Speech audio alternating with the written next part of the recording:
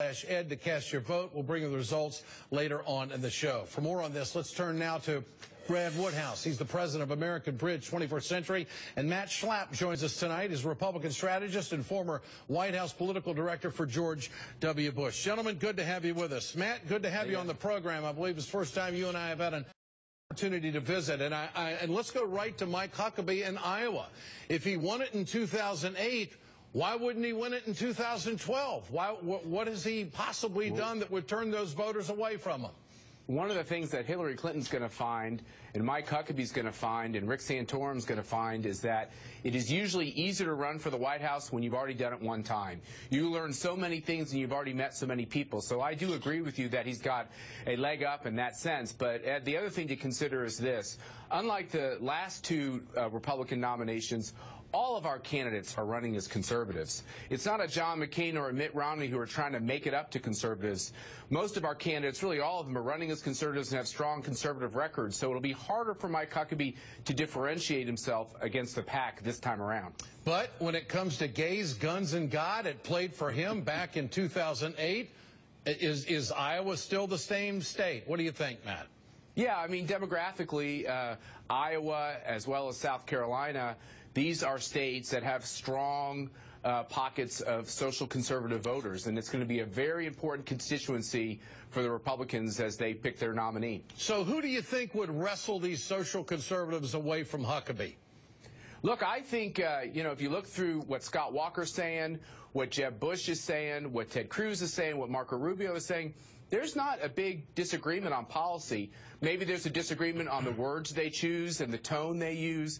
But by and large, the policies stack up throughout the field. What's unusual about this Republican field is they're all running to grab the conservative mantle. I, of course, think that's a great thing. All right, Brad Woodhouse, it's pretty clear that Mike Huckabee wants to connect Hillary Clinton to Barack Obama. How does that play in Iowa? Well, look, Barack Obama won Iowa twice. He won Iowa obviously in the primary in 2008.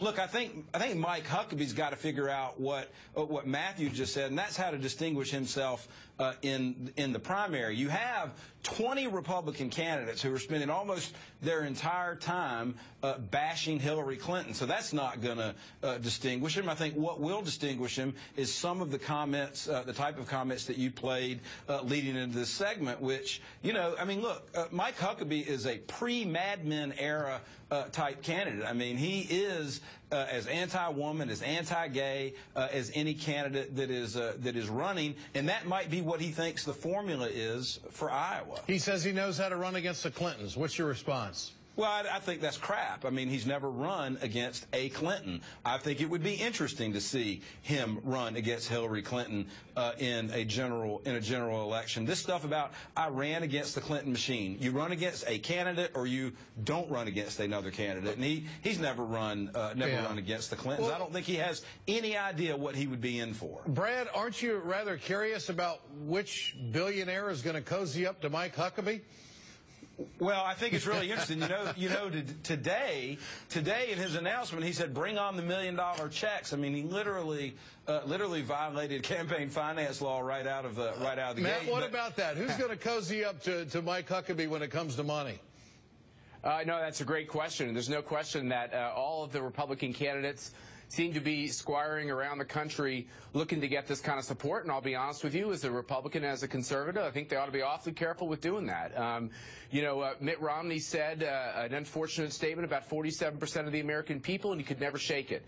And if Republican candidates look like it's more important to find the billionaires that are going to support them than it is to talk to regular people that are struggling just to pay their bills, I think that's a big problem. 45% of the voters in Iowa in 2008, when Huckabee was in the running, identified themselves as very conservative. He got more than a third of those voters.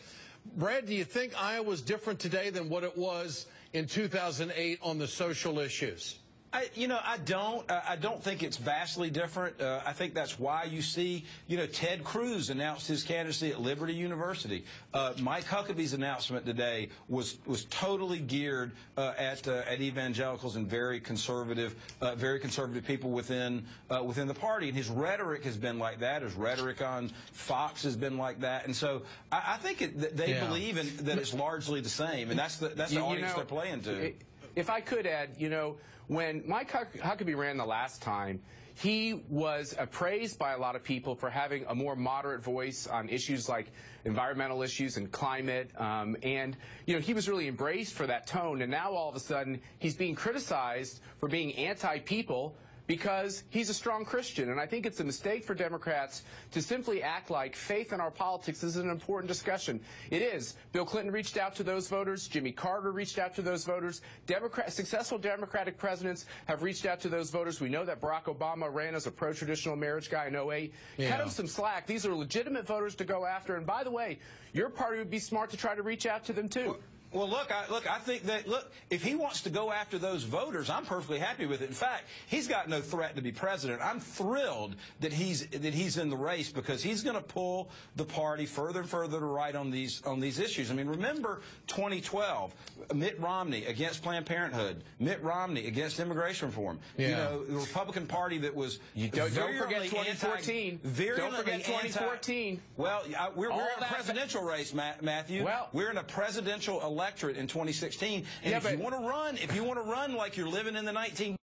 All right, go for it. Just don't forget 2014. All those issues boomeranged on you. The tone is important, and your tone of being hostile to cultural conservatives is a mistake, but I'm glad you're doing it. All right. 2016, Matt Schlapp, Brad Woodhouse, great to have both of you with us tonight. I'll say one thing. I think Huckabee, by far, is the best communicator of everybody in the Republican field right now. The guy knows how to get his message across. Remember to answer tonight's question at pulse.msnbc.com/ed. We'll have the results right after this break.